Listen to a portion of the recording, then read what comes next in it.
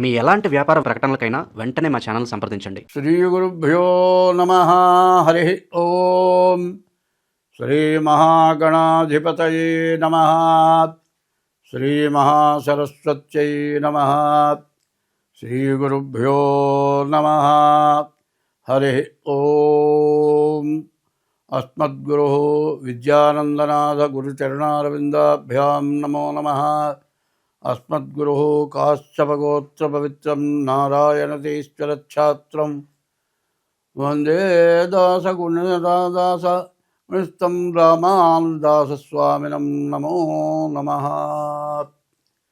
రామగుణాభిరామ రఘురామ పరాక్రమ భీమ జానకీ రామ ప్రపన్న రామ బుధరంజిత నామ సుధామ రామ శ్రీరామ దురంత దుర్భర విరామ నిష్కామ జటంసు భక్తి మనసా గురుపాదములాశ్రయం పుమా ముదమున పారిజాత తరుమూలమునందు అతి సూక్ష్మరూపుడై హృది రఘువీరునామమును ఎప్పుడు జపించుచు రామభక్తులన్ వదలక బ్రోచుచుండు ఘను వాయుతనూజుని ధీతిరాజుని యదను దలంచి భక్తి కుమతి గురుపాదములాశ్రయింపుమ. శుక్లాంబరధరం విష్ణుం శశివర్ణం చతుర్భుజం ప్రసన్నవదనం ధ్యాయేత్ సర్వవిఘ్నోపశాంతయే. 2026వ సంవత్సరం జనవరి నెల 11వ రాశి కుంభరాశి. ఈ కుంభరాశికి మీనంలోకి శని వచ్చాడు. ఏలినాటి శని చివరి భాగం. ఈ చివరి భాగం దాదాపు 5 సంవత్సరాలు. వీళ్ళు పడ్డ కష్టాలు చాలా కష్టాలు. ఉన్న ఆస్తులు అమ్మినా కూడా మిగలవు. ఆస్తులు మిగలటమే కాదు, ఎట్టి పరిస్థితుల్లో ఇక ఆస్తులమ్మినా మిగలక కేర్ ఆఫ్ ఫుట్పాత్ పరిస్థితులు వచ్చినాయి. అన్నీ తప్పించుకున్నారు. ద్వితీయంలోకి శని వచ్చాడు, ధనాధిపతి. ఇక్కడి నుంచి సంపాదన ఉంటుంది, బాగా సంపాదించుకోగలుగుతారు, బాకీలు తీర్చగలుగుతారు. కానీ ఈ 5 సంవత్సరాల కంటే కష్టం ఎక్కువగా ఉంటుంది. ఏమిటయా అంటే, ఇంతకుముందు అప్పులు చేసి సొడ్డ సోపేతంగా బతికారు, తిన్నారు, సంపాదిస్తానులే తీరుస్తానులే అనుకున్నారు. ఉన్న ఆస్తులు కూడా పోయే పరిస్థితి వచ్చింది. వాటి నుంచి బయటపడ్డారు. బయటపడి ఇవాళ ద్వితీయంలో శని ధనాధిపతి అయినాడు. ధనాధిపతి కావటం చేత, ధనాన్ని రక్షించేవాడు అవటం చేత ఈ 5 సంవత్సరాల డబ్బు సంపాదిస్తారు. సంపాదించినట్లు అప్పుల వాళ్ళు పీక్కు తింటారు. అంతా బాకీలు తెచ్చి మీ ఆస్తులు నిలబెట్టుకుంటారు. మీకు వచ్చిన అపకీర్తి మొత్తం పోగొట్టుకుంటారు. మంచి కీర్తి వస్తుంది. ఎందుకంటే ఎన్ని విధాల వేధించుకొని తిని మీ దగ్గర డబ్బులు లేక ఎందుకు ఈ బతుకుతున్నావు కూడా అనిపించుకున్న రోజులు ఉంటాయి. చచ్చిపోదామన్నంత పరిస్థితి వస్తుంది. ఎన్ని చెప్పినా డబ్బులు పడింది ఎందుకయ్యా నీ మాటలు అంటారు. రకరకాలైన మాటల వల్ల చాలా బాధలు పడతారు. కుటుంబ కలహాలు వస్తాయి. అన్నిటి నుంచే బయటపడ్డారు. చాలా మంచి రోజులు వచ్చినాయి. ఈ రాశి వాళ్ళకి శుక్రుడు ఒక్కడు తప్పితే ఏ గ్రహం కూడా బాగాలేదు. కాబట్టి ఈ ద్వితీయంలో ఉన్నటువంటి శని మీ బాకీలు తీర్చాలి. ఇక్కడి నుంచి కూడా ఏ బాధ లేకుండా మీరు బయటపడాలి అంటే ప్రతిరోజు కూడా మీరు జమ్మి చెట్టుకు ప్రదక్షిణ చేయండి, నవగ్రహాలకు ప్రదక్షిణ చేయండి. ప్రతిరోజు కూడా శని దగ్గర దీపారాధన చేయండి. ప్రతి శనివారం శనికి అభిషేకం చేయించుకోండి. ప్రతిరోజు మీరు ఈశ్వరుడికి అభిషేకం, సోమవారం డబ్బు ఇచ్చి అభిషేకం చేయించుకోగలిగితే అభిషేకం చేయించుకోండి. మారేడు దళాలు కష్టపడి తీసుకొచ్చి ఈశ్వరుడికి పెట్టండి. ఇట్లా చేస్తే మీ బాధలన్నీ కూడా తొలగిపోతున్నాయి. 30 సంవత్సరాలకు ఒకసారి ఈ ఏలినాటి శని వస్తుంది.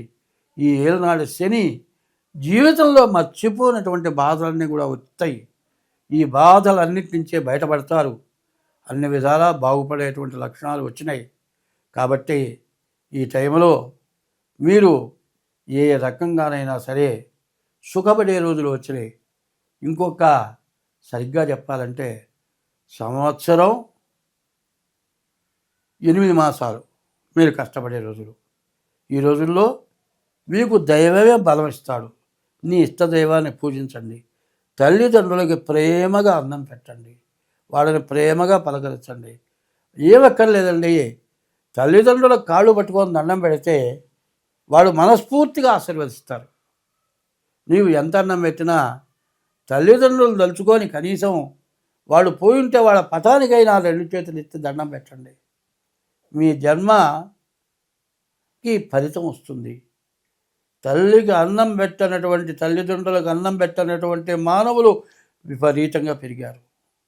ఈ ఏలినాడు శని బాధ ఇది రావాలి అంటే జీవితంలో కనీసం 100 సంవత్సరాలు బతికితే 3 సార్లు వస్తుంది. 3 ఏళ్ళు 21 సంవత్సరాలు. కానీ ఈ బాధ నుంచి బయటపడాలి. ఇదివరకు తల్లిదండ్రులు చెప్పినట్లు విన్నారు.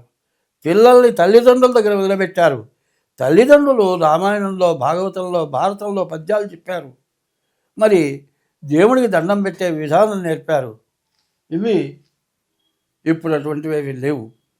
కానీ ఇప్పుడు నీచమైనటువంటి స్వభావాలు తయారైనవి.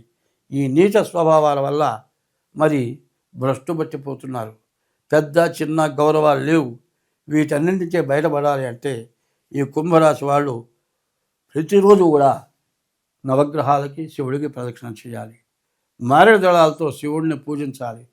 నల్ల నువ్వులు దానం ఇవ్వాలి. ఈ నల్ల నువ్వులు దానం ఇవ్వటమే కాకుండా ఇంటికి గడపలోకి వచ్చిన వాళ్ళకంత ఆహారం పెట్టాలి. ఇంకా చేతనైతే ఆవుకి ఆహారం పెట్టండి. ఆవుకి ఆహారం పెట్టండి. ఆవు ఇవాళ అడుక్కు తినేవాళ్ళు చాలా తక్కువగా ఉన్నారు. ఇద్దరు గడపలోకి వచ్చి అంత అన్నం పెట్టమని అడిగేవాళ్ళు. అన్నం కోసం అడుక్కుండే స్థితి పోయింది. వాళ్ళ అడుక్కు తినేవాళ్ళు లేరు. పని చేస్తే డబ్బులు వస్తున్నాయి. అడుక్కు తినే వాళ్ళకంటే ఘోరంగా ఎవరు తయారైనారంటే గుళ్ళో అర్చకులు, ఊళ్ళో తిరిగి ఆవులు.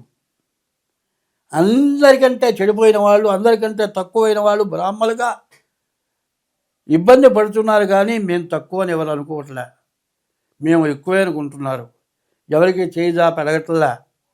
వచ్చిన దాంతో తృప్తి పడుతున్నారు. తిండి లేకపోయినా సరే నేను తినలేదని నోడుతో చెప్పుకోవట్లే. కనీసం బ్రాహ్మడైనటువంటి వాడు పురోహితుడికి పిల్లనివ్వటాను చాలా కష్టమైపోయింది. మరి యాచక శత్రువు అని బ్రాహ్మణులకి బ్రాహ్మణే శత్రువులు. మా పిల్లలు బీటెక్ చదివారు, ఎంటెక్ చదివారు, మేము పురోహితుడికి పిల్లనివ్వం. మన హిందూ మతం బాగుండాలంటే పురోహితం చేసేవాడికి, వేదం చదువుకున్న వాడికి పిల్లనివ్వడం చాలా అవసరం. ఇటువంటివి జరిగితే బ్రాహ్మణత్వం నిలబడుతుంది. మరి బ్రాహ్మణత్వం నిలబడటమే కాదు, అందరూ మంచి బుద్ధులు కలిగి ఉంటారు.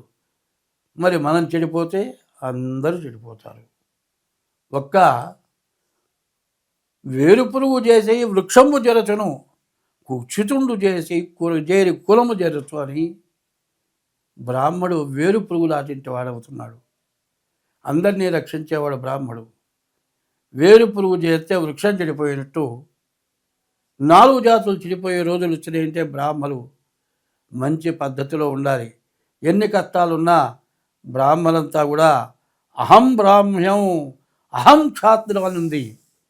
బ్రాహ్మడు యుద్ధం చేయటానికి పనికొస్తాడు, విద్య చెప్పడానికి పనికొస్తాడు, దైవాన్ని పూజించడానికి పనికొస్తాడు. మరి ఇటువంటి అన్ని రకాలు ఉన్నటువంటి బ్రాహ్మడికి బ్రాహ్మడు సహకరించుకోవాలి. ఇట్లా ఉండటం ఉంటే బ్రాహ్మణులందరూ కూడా మంచితనంగా చెబితే అందరూ బాగుంటారు. హిందూ మతం బాగుంటుంది. అన్ని విధాలా మంచి జరుగుతుంది. స్వస్తి.